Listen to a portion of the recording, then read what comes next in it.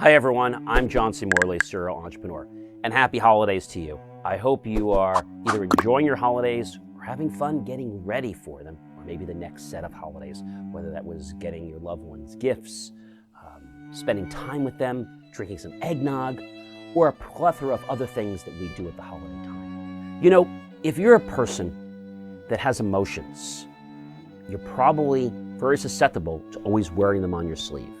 And maybe they come out at the wrong times. Does that ever happen to you? If it does, would you go ahead and give me a thumbs up?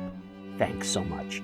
And if you wouldn't mind, would you comment below, when does that happen in your life? You don't have to get personal with me. Just say, it's in business, it's in my relationship, it's in goal setting. That's all you have to do. But if you feel comfortable and say, hey, it's happening with my spouse, or it's happening with my significant other, or it's happening with my boss, whatever you want to say, you don't have to get specific. But whatever would be really grateful. Now, what happens is when we're emotional, we tend to want to show that emotion. But when we do that, you and I become extremely vulnerable. And yes, there are those bad actors out there that want to prey on us and basically exploit us for their benefit, even if it hurts us. So I want to share this with you today as a friend. Your emotions belong a lot of places, like when you want to celebrate something. Maybe somebody scored a field goal, or maybe someone in your family graduated college, or they did something of merit and you want to recognize them. Great time for emotions. Maybe someone in your family got sick. Maybe someone that you have in your family passed away.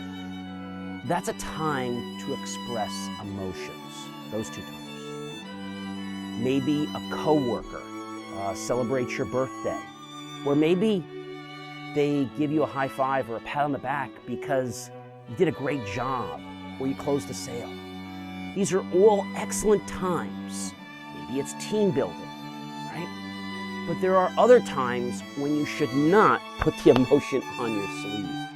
And a lot of people do it because it's just second nature. They're like autonomous. And the times you should not wear your emotion on your sleeve are when you're in business. Now, a specific time of business. Maybe you are about to close a sale. You're in a big merger. Maybe you're selling your business. Maybe you're buying your first piece of property. Maybe you're making an investment. When you do something in business, you need to take the emotion off your sleeve and put it in your heart. That's it. Take it off your sleeve, in your heart. Off your sleeve, in your heart. All right. It still belongs somewhere, but it should not be affecting your mind to make a decision. I'm going to give you an example. I knew someone one time that was selling their company to a very large Fortune 500. And before he was going to the meeting, he said to himself, I can't sell this. And so he calls the person up that made him the offer. And he said, I'm going to call him Jim for a moment. That's not his name. Jim, I can't sell my business. Well, why not? Well, it's my baby. He goes, no, it's not. He goes, no, it's my baby. No, it's not. It's a business. And if you feel that we're giving you a good value for it, you should sell it. If you think you can get more money for it, then hold on to it and wait for a better offer. Your family is what you have at home. Your business is not your baby. Now, you may be very passionate about it, and I'm passionate about everything I do if you guys didn't know. However, you need to make decisions in business without your emotions. That means that if you're working on something, like let's say you're trying to get some involved with a product or service, don't get emotional about the sale. It's okay to have passion about the sale, but don't get emotional. Does that make sense? All right. So emotions do not belong in business negotiations. They just don't belong there. If you bring them to the business negotiation table, you will get eaten alive. Another wise person that I know actually was in it's either the military or the Navy, and they have something called Hell Week. I know about it.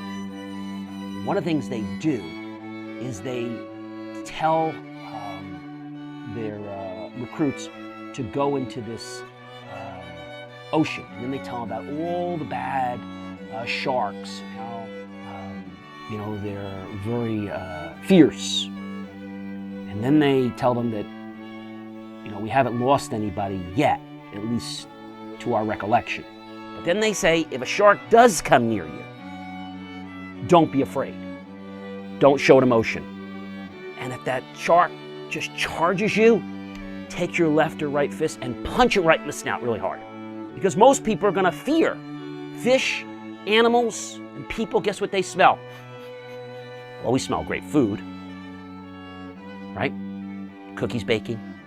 But what's important is that you have to remember emotions belong in your personal life. And they belong in places where merit is going to be shown, such as accomplishment for yourself or for others. But they don't belong in business negotiations. People are like, oh, I'm passionate. Great, be passionate. But leave your freaking emotions in your heart. And don't show them. Because when you show your emotions, the people that you're negotiating with will use that, exploit you, and know how to push your buttons. Why don't you tag a few of your friends, colleagues, and associates, maybe some that actually exploited you, and share it out to everyone else you know here on YouTube. Go ahead and smash that bell notification icon. You know why? Because you and other people want to learn how to improve the quality of your life and to motivate yourself and others. That's why we're here, to help each other become better versions of ourselves. At the bottom of every video, you're going to see a link. Help keep our content free. Click on that link for PayPal and make the choice to buy myself and team a cup of coffee. We will be so grateful and thankful. And yes, we'll be emotional about that. But remember, leave your emotions home when you go to the negotiation table. Not only will you get a better deal, but you will walk away from that negotiation with a sense of accomplishment that then you can go out with your loved ones and celebrate. The time to celebrate is not during the negotiation phase. I'm sure you got that. I'm John C. Morley, serial entrepreneur. I hope that you have a great holiday.